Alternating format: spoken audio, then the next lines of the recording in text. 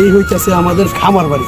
আমরা লোকেশন দেখতে আসছি, সেই যে জায়গায় এখন আমরা আমাদের গানের যে কাজটা যে করবো সেটা কিভাবে করব, কেমনে করব দেখার জন্য আমরা আসছি। চলেন আমরা ঘুরে ফিরি।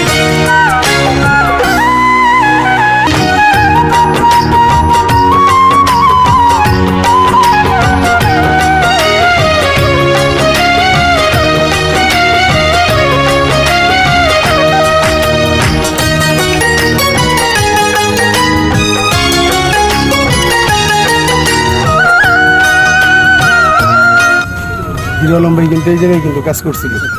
হিরো আলম